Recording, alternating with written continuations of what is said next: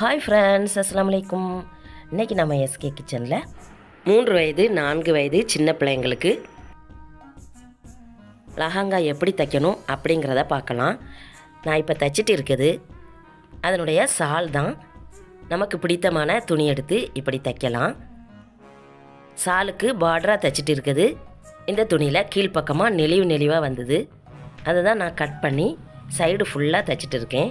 இந்த ஸ்டிச்சிங் தெரியாமல் இருக்க மேல் பக்கமாக லேஸும் வச்சு தைக்கிறேன். பாருங்கள், கார்னர் பக்கம் இந்த மாதிரி துணி எடுத்து கொடுக்கணும். அப்போ தான் கார்னர் டேன் ஆகி வரும். பாருங்கள், இந்த மெத்தடில் தைக்கணும். தையல் தைக்கக்கூடியவங்க எல்லாருக்குமே இது நல்லாவே புரியும். இந்த வீடியோவில் லஹங்காவின் பாவாடை, சட்டை, தாவணி, பெல்ட் இது எல்லாம் பார்க்க போகிறோம். வீடியோவை ஸ்கிப் பண்ணாமல் பாருங்கள் சிஸ்டர். சாலுக்குன்னு அவங்க தனியாக துணி எடுத்திருக்காங்க, நெட்டட் துணி. இந்த துணியில் தான் பார்டரும் லேஸும் வச்சு தைச்சிட்ருக்கேன்.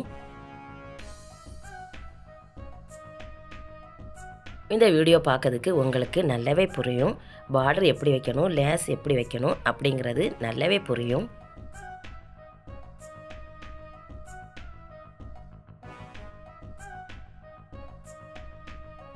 சாலினுடைய ஸ்டிச்சிங் முடிஞ்சு பார்டரும் லேஸும் வச்சுட்டேன். பார்க்கறதுக்கு நல்லா சூப்பராக இருக்குல்ல. இது ஒரு பக்கம் இருக்கட்டும். அடுத்து இதுக்கு ப்ளவுஸ் தைக்க போகிறேன். இதில் ஜிப் வச்சு தைக்கணும். அதனுடைய மெத்தட் எப்படிங்கிறத பார்க்கலாம். இந்த துணியில் சீக்வன்ஸும் எம்ப்ராய்டிங் வர்றதுனால இதுக்கு பட்டி வச்சு தைச்சிருக்கேன். அப்போ தான் ஜிப் வச்சு தைக்க முடியும். இல்லைன்னா அதிக கனமாயிரும், ஜிப் வச்சு தைக்க முடியாது. கொஞ்சம் கஷ்டமான நிலைமை வந்துடும். ரோப் வச்சுருக்கேன். நெக்கினுடைய வேலையை முடிஞ்சிட்டு ஜிப் வைக்கிறத தான் நம்ம பார்க்க போகிறோம். 2 பக்கமுமே லைனிங் துணி கொடுத்துருக்கேன். ஜிப்பினுடைய தையலுமே உள்பக்கமாக இருக்கணும், வெளியில் தெரியக்கூடாது. கீழிருந்து மேல் பக்கம் 3 இன்ச்சுக்கு மெஷர்மெண்ட் கொடுத்தேன். இந்த லைனிங் துணியில் தையல் வரக்கூடாது. 3 இன்ச்சுக்கு அப்படி ஸ்ட்ரைட்டாக ஒரு தையல் போட வேண்டியதுதான். அதனுடைய ப்ளவுஸில் தான் ஒரு தையல் கொடுக்கணும். பாருங்கள், இந்த மெத்தடில் ஒரு தையல் கொடுத்தா போதும். வீடியோ பார்க்கறதுக்கு உங்களுக்கு நல்லாவே புரியும்னு நினைக்கிறேன். பாருங்கள், இந்த மாதிரி அதனுடைய லைனிங் துணி விரிவாக வந்துடும். மேல் பக்கமாக கொஞ்சமாக துணி விட்டுருக்கேன். இதில் தான் ஜிப்பை மடக்கி உள்பக்கமாக தையல் கொடுக்க போகிறோம்.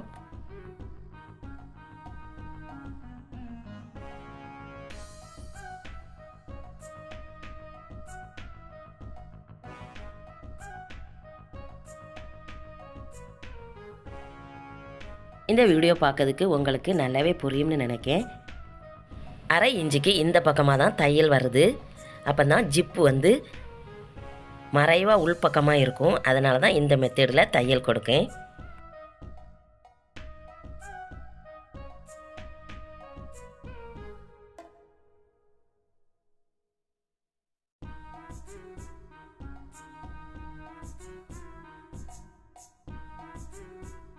ஜிப்பு இப்படி கீழ்ப்பக்கமாக வச்சு 1/2 இன்ச்சுக்கு சுற்றி தையல் போடணும்.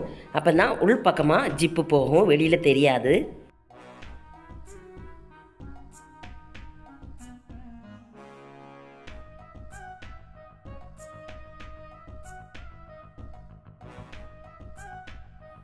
ஜிப்பினுடைய தலையை இந்த மாதிரி எடுத்து கீழே விட்டுக்கணும்.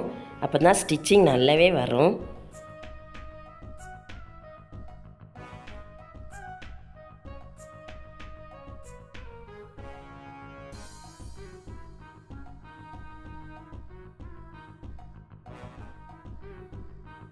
ஜிப்புனுடைய வேலை முடிஞ்சிட்டுது. ஜிப்பு வந்து உள்பக்கமாக இருக்குது, வெளியில் தெரியாமல் சூப்பராக தைச்சாச்சு. அடுத்து இந்த கலருக்கு மேட்சாக இந்த ஜிப்பு தான் கிடச்சிது. இதை உள்பக்கமாக கொஞ்சமாக கட் பண்ணி இதையுமே மடக்கி விட்டுறலாம். இப்படி ஒரு க்ளோத்து கொடுத்து மடக்கி கொடுத்தீங்கன்னா பிள்ளைங்களுக்கு டிஸ்டர்பன்ஸாக இருக்காது, நல்லா கம்ஃபர்டபுளாக இருக்கும். அதனால் இந்த மெத்தடில் ஒரு காட்டன் துணியை தான் இப்படி மடக்கி மேல் பக்கமாக ஸ்டிச்சிங் கொடுக்குதேன்.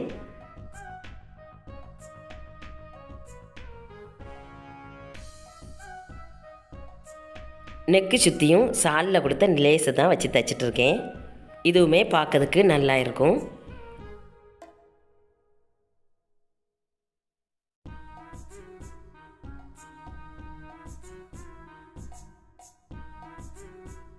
நெக்கினுடைய வேலை முடிஞ்சு ஸ்லீவுக்கும் மெஷர்மெண்ட் கொடுத்து உடம்பையும் அப்படியே தையல் போட்டாச்சு. நெக்கினுடைய ரோப்லையும் குஞ்சம் வைக்குதேன்.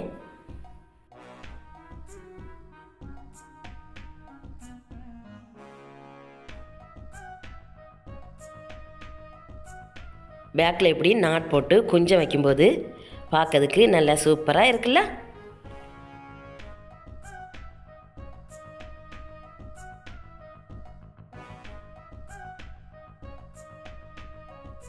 அடுத்து பாவாடை ஸ்கேர்ட் தைக்கக்கூடிய மெத்தேடு, எலாஸ்டிக் வைக்கக்கூடிய மெத்தேடு தான் பார்த்துட்ருக்கோம். பாருங்கள், இந்த மெத்தேடில் எலாஸ்டிக்கு உள்பக்கமாக வரும்படி மேலே பட்டி கொடுத்து அப்படியே எலாஸ்டிக்கை இழுத்து உள்ளாடி விட்டு தான் தைக்கணும். இப்படி எலாஸ்டிக் இழுக்கும்போதும் ஊசி உடஞ்சிடக்கூடாது.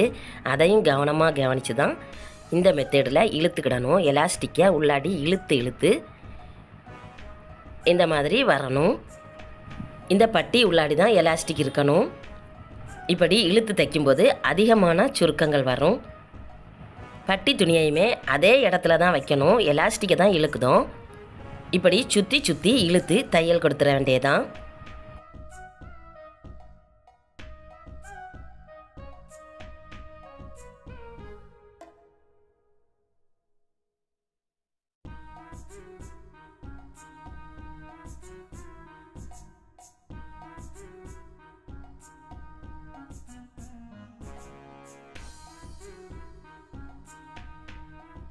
ஸ்கேர்ட்டுக்கும் எலாஸ்டிக் வச்சாச்சு.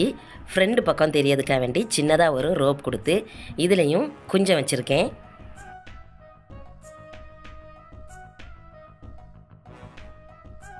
ஸ்கேர்ட்டில் அம்பர்லா கட்டிங் தான் எடுத்திருக்கேன். பாருங்கள், ஸ்கேர்ட்டுக்கு 4 துணி கொடுத்துருக்கேன். லைனிங்கும் கொடுத்து உள்ளாடி நெட்டு கொடுத்துருக்கேன். அதுக்கும் உள்ளாடி காட்டனில் லைனிங் கொடுத்துருக்கேன்.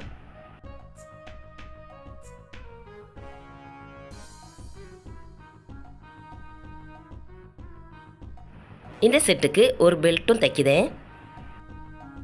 2 பக்கமும் ரோப் கொடுத்து சென்டரில் இந்த மாதிரி லேஸ் வச்சு தைக்கும்போது பெல்ட் நல்லா சூப்பராக வந்துடும். சின்ன பிள்ளைங்களுக்கு பார்க்கறதுக்கு நல்ல லுக்காக இருக்கும்.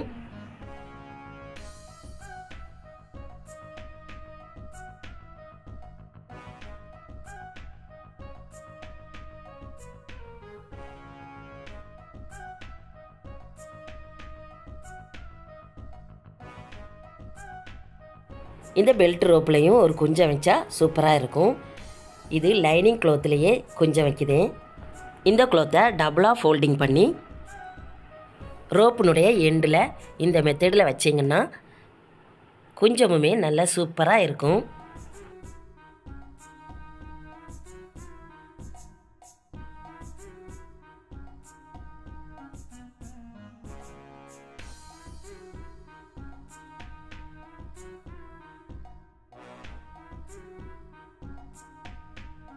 இதுக்கு மேலே பதிச்சு ஒரு தையல் போட்டோம்னா பிரிஞ்சு வராது. பாருங்கள், குஞ்சமுமே நல்லா சூப்பராக வந்துட்டுல. இந்த மாதிரி பெல்ட்டும் வச்சு தைக்கும்போது நல்ல லுக்காக இருக்குல்ல. 3-4 வயது குழந்தைகளுக்கு இந்த மாதிரி லஹங்கா ரெடி பண்ணி கொடுக்கும்போது நல்ல ஃபேன்சியாக இருக்கும். தேங்க்யூ. அஸ்ஸலாமு அலைக்கும்.